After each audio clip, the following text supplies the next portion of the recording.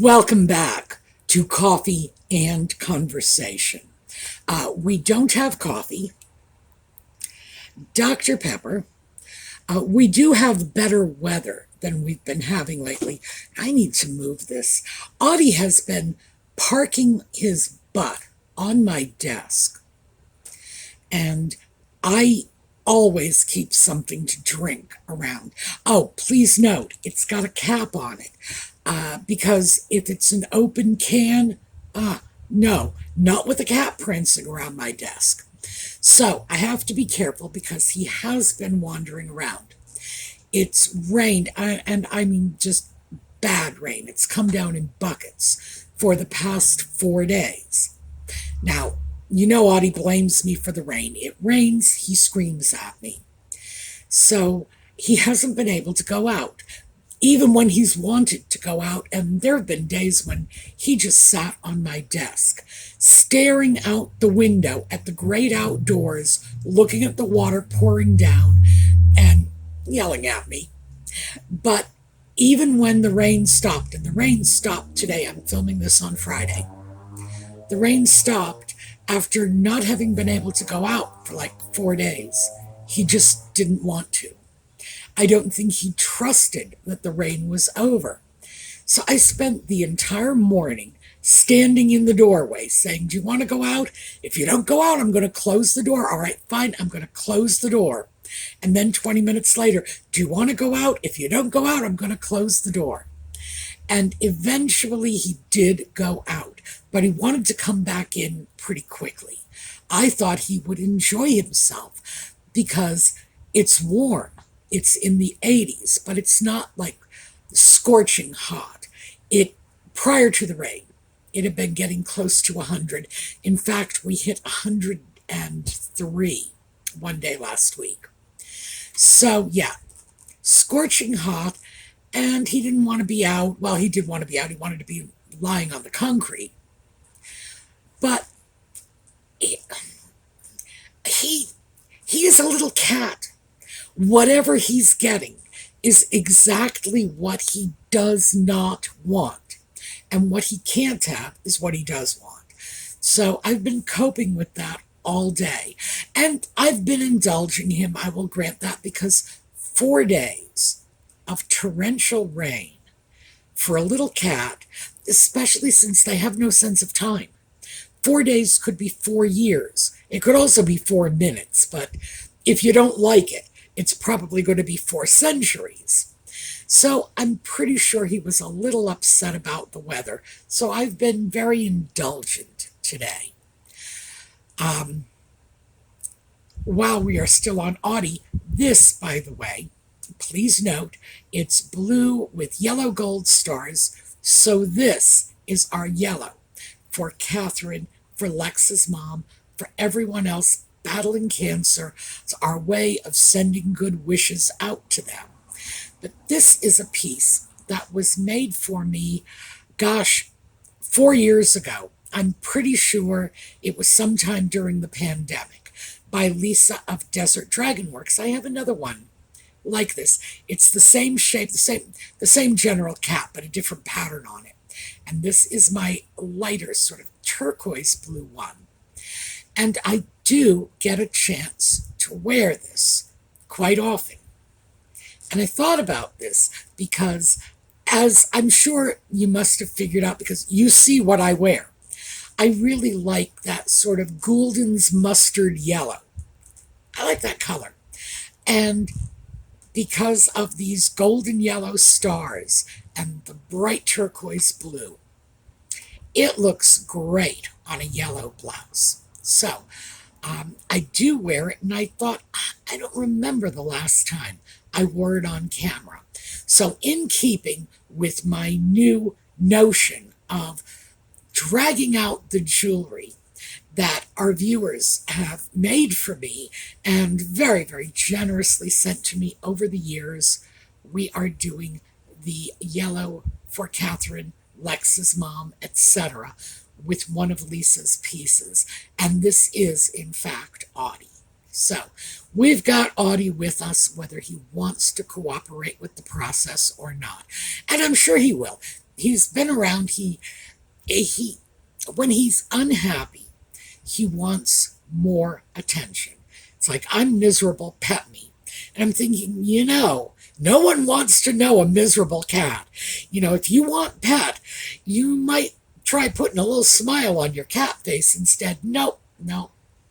He just wants to be indulged when he's not feeling good. So, we'll see if he shows up. All right, when we come back, we will get started.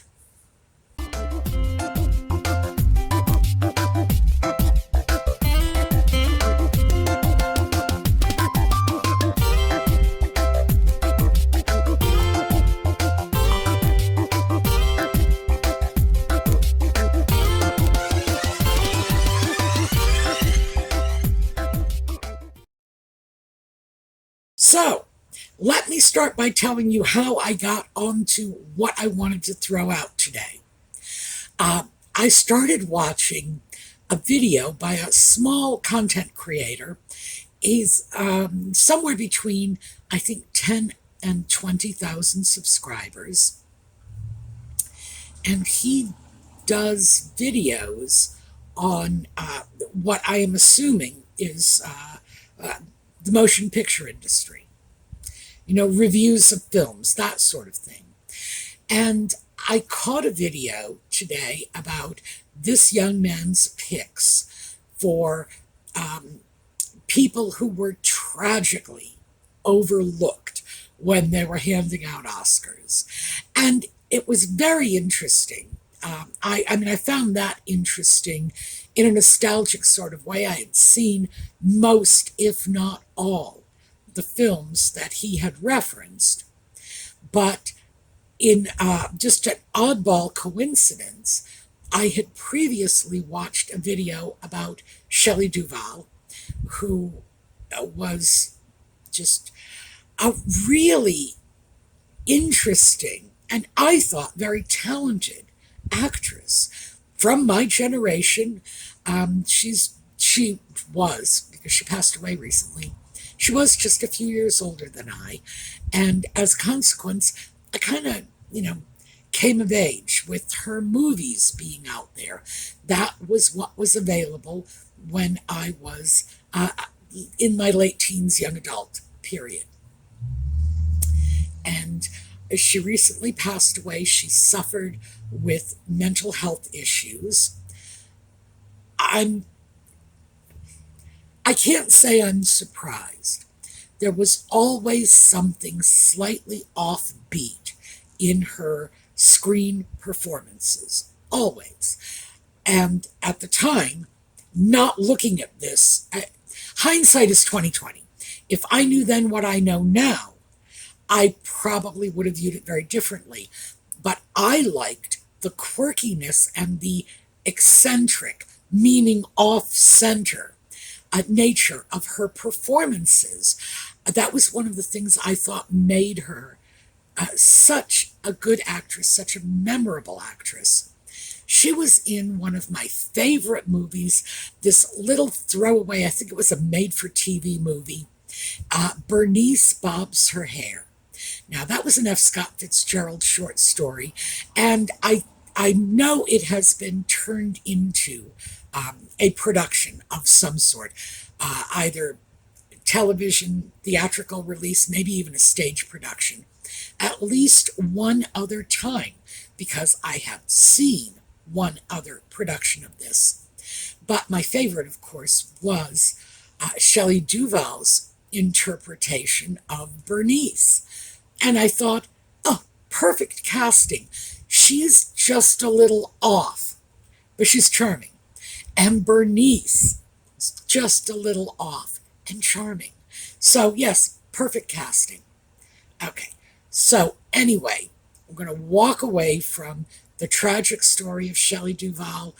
Like I say, I had no idea there were mental health issues underneath all of this. And I probably would have looked at it very differently. No, I wouldn't have. You know what? The fact is, even after I discovered that she had mental health issues, I didn't get rid of my copy of Bernice Bobs Her Hair, and I watch it maybe every couple of months. I'll get in the mood and I'll want to see that because Bud Cort is in it, and Bud Cort worked with Shelley Duvall on more than one project, so I sort of associate them in my mind. And Veronica Cartwright, I'm sure we all remember her from Alien, Alien Singular, the first of the Alien movies. And I love the movie. I love Shelley Duvall's performance in it, even knowing what I know now, that was waiting for her as years went on.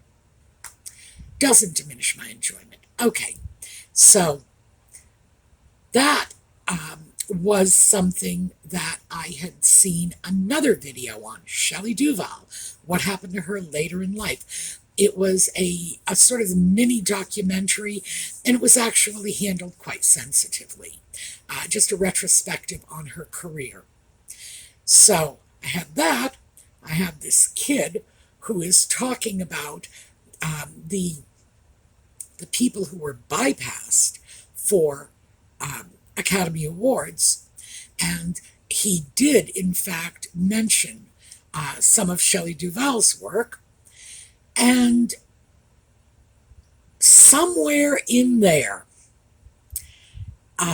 Edith Head came into the picture.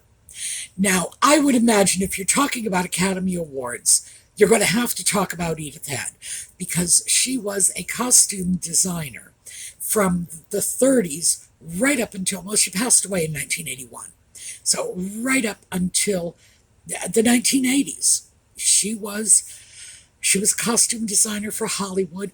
She won numerous Academy Awards. They say her work had been in over 1,000 motion pictures. I never counted, but I have no trouble believing it. So anyway, in that weird synchronicity thing that we all experience from time to time, I have the documentary about Shelley Duvall. I have this kid's take on who should have gotten Oscars, bringing up Shelley Duvall. Oh, it was Rear Window he brought up, and that was the connection I made. Edith Head did the costuming for Rear Window. He did not mention Edith Head, but he did mention the costumes specifically. I think the young man is gay because well, not to get stereotypy, but he made a few allusions when he was speaking, but also he took an unusual interest in Grace Kelly's dresses in that movie. So I gotta say, not what a straight man would look to first. So anyway, the whole thing is leading me to Edith Head. So that's when I found on YouTube a copy of something that I watched this when it first came out, and I think it was 1980. It was an interview with Edith Head on a local Boston news station, a Good Morning America type program. All right, so now, finally, after all that garble and that long, crazy explanation, this is how we get to Edith Head. Now, Edith Head was, without a doubt, no matter what anybody tells you to the contrary, the most influential force in American fashion, period. Why? Those 1,000 movies. And she dressed everyone. When the French or Italian designers would come in to do movie costuming, it might be one or two movies. They might only dress the leading lady or the leading man. Edith Head did everybody. And in this interview, she mentioned that she had done costuming for an elephant in one of the films. So yes, when she worked for a film, she did the whole thing. She did the leading lady's costuming. She did the costuming for the lady's maid, who helped her get into the costume. She did the costuming for the bellhop who carried up the bags with the costumes. It was all a cohesive part of the movie. And Edith Head's job was to instantiate the movie. You know, there are a lot of things that put a movie together, but when we're talking that 50-year period, 1930 to 1980, we're talking about the costumes. Yeah, there are a lot of other wonderful things to look at, including gorgeous actors, but the costumes are number one. So that is why I say she was the biggest influence on American fashion. We saw our Hollywood idols in Edith Head clothing, not just like the fabulous dress. Let me show you some fabulous Edith Head dresses. On the left, what we have is one of the costumes that Grace Kelly, oh, by the way, Grace Kelly is in the costume. So one of Grace Kelly's costumes from Rear Window. And as I say, that was sort of my chain of events leading me to come to discuss Edith Head today. That was one of the Rear Window costumes. The one next to it is, I believe, a gown that never appeared in a motion picture. And I believe this is the one that she did for Carole Lombard back in the 30s. Well, I mean, we know that because Carole Lombard was, I believe, the early 40s she died. So, yeah, this is an early piece, and I'm pretty sure this is the Carole Lombard dress. As you can see, magnificent stuff, but it wasn't just these party dresses. It was the suits the actresses wore when they were filming scenes out on the sidewalk. It was the house coats they wore, you know, when they were getting up in the morning. It was everything. They wore it in the film. Edith Head was in charge. So even if it was not one of her own designs, and I would imagine she probably did not go to the trouble of recreating a bellhop's uniform or a nurse's uniform or a military uniform if it was a war picture. Oh, and many of them were war pictures. I assume she did not recreate what was already there, reinventing the wheel, but she certainly did have the final say in terms of costuming. And people would say, well, you're a great dress designer, Miss Head. And she would always stop them and say, no, I am a costumer, because she understood her work was part of Hollywood. It was a little bit fantasy. It was mostly about telling a story, getting you from, you know, part A, which is when you first sit down in the theater, to part B, to part C, and finally to the moment when you get up and leave. You know, that was her storyboard that she was laying before you through the costuming. So why is this important? Well, the interview that I tracked down, and it is still on YouTube, I can't believe this, was done in, I believe, 1980. As I say, it was Boston, and yeah, so I definitely remember seeing that the first time out. And she predicted, among other things, that women's fashions based on menswear, that sort of menswear look, was going to fade away. Oh, she was so wrong about that. I'm delighted that she was so wrong about that, because that's something I personally like very much. The older I get, the more I am in love with my trousers. But yeah, she was wrong about that. In fact, the image she had going into the 80s of more feminine styles was polar opposite of what we actually saw in the 80s when the 80s does 40s. And that's how it's usually phrased today. By the mid-80s, the 40s retro look with big boxy baggy jackets, the boyfriend jacket, the boyfriend sweater, that was when they came in and started becoming fashionable. And the wide leg trousers, I was going to say that was when they became, no, they had become fashionable in the 1930s, but they faded away and resurfaced in the 1980s and have been with us ever since. So, yeah. Now, here's the thing. This is very much how Edith had herself dressed, in boxy sort of suits. So it's very funny that she was predicting something quite different. And it turns out what was happening in the 80s was a look that was very much Edith Head as a person, the person who wore those boxy suits. So I wanted to share a few of Edith Head's tips and tricks, simply because rewatching that video reminded me of them. And these are things that I have been using myself for the last 40 years, and she's absolutely right.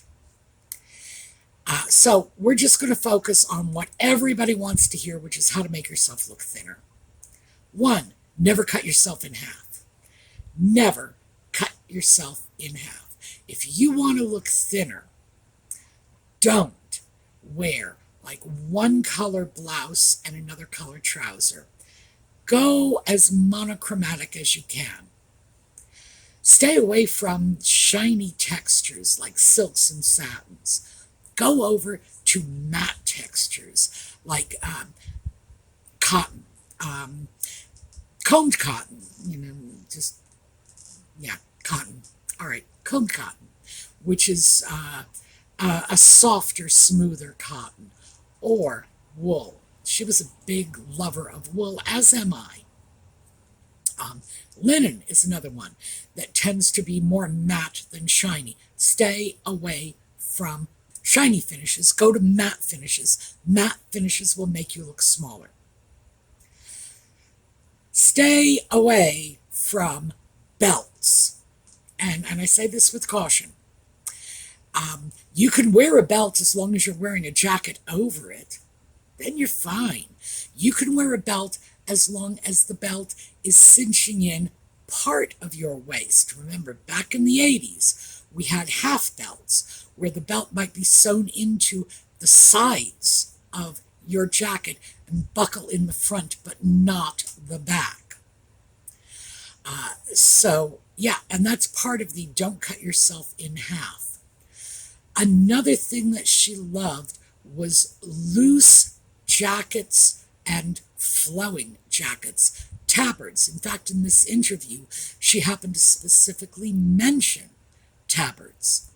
And they are just fabric that goes over you. And off we go. And by the way, I am going to link the video for you in the video notes. I will make an effort to link it here in the video, but that doesn't always work. I will be sure to put it in the video notes for you if you want to hear Edith Head talking. And by the way, there are many. She gave loads and loads of interviews. This is just the one I happened to see as a result of my video quest. Yeah, I know. And the funny thing is, when it was raining for 4 days, I spent most of my time watching cat videos. So, go figure. Just a stroke of luck that I got off on Shelley Duvall and people who didn't win Oscars, leading to Rear Window. And that was Thelma Ritter, by the way, that the young man was talking about. That Thelma Ritter did a wonderful job in Rear Window. Oh, by the way, the dresses Thelma Ritter was wearing were also Edith Head creations, not just the glamorous dresses that Grace Kelly was wearing. So, all right, and then we get over to this. So, yeah, I know, I'm taking you on just like a snaky little whirlwind tour of the nooks and crannies of my very cluttered brain. So, colors. She favored dark colors. And do keep in mind, and I should say this, you go on YouTube or Instagram or whatever, and you'll see fashionistas giving you their advice on this.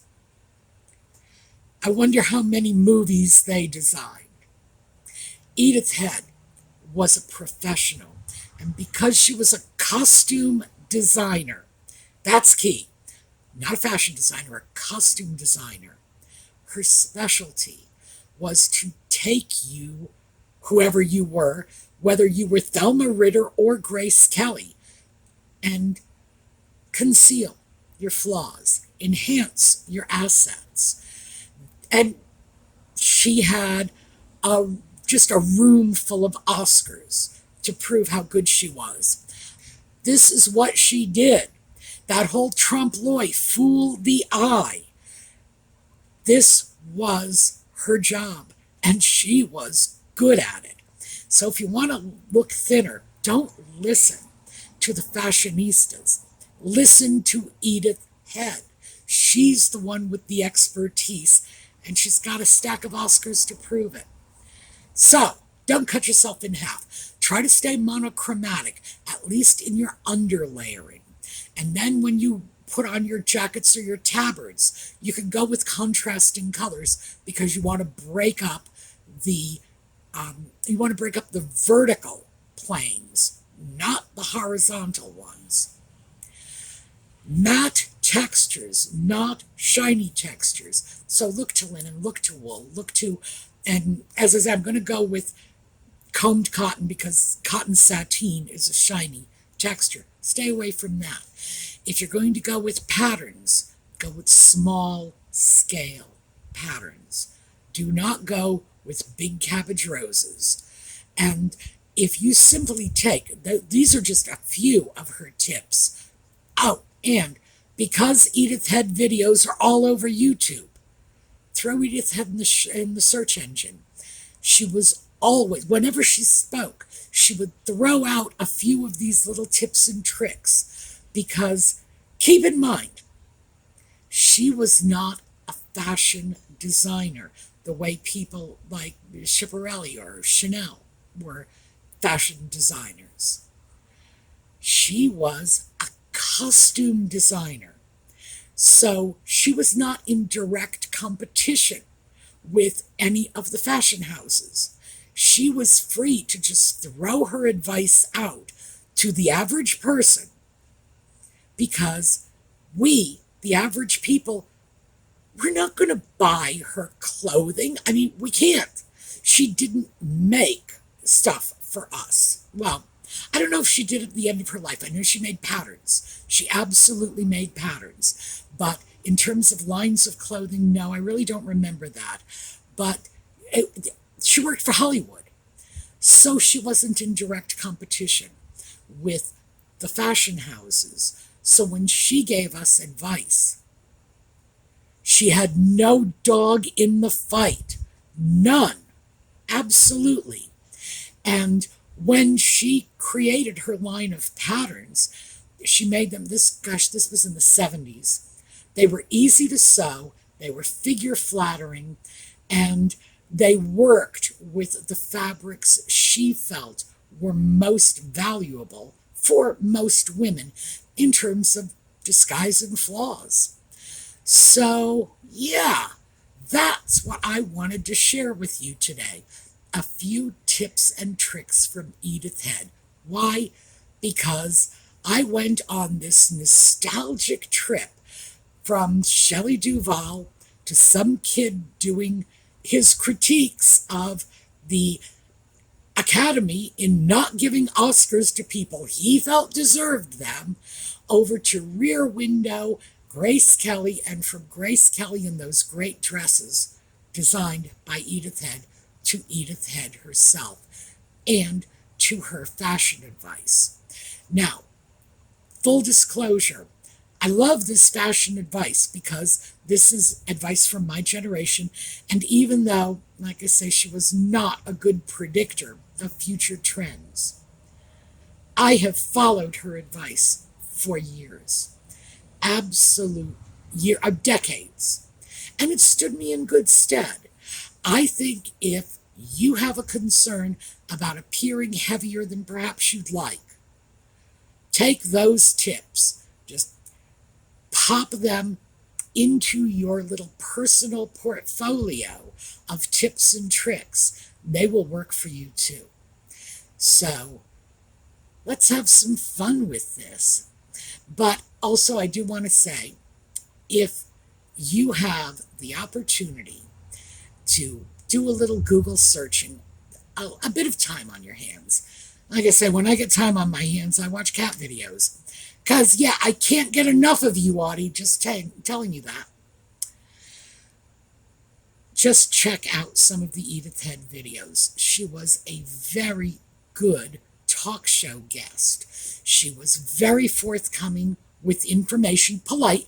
Remember, in these days, because we're talking back in the 70s and 80s when she was doing the talk show circuits, well, very early 80s, I should say.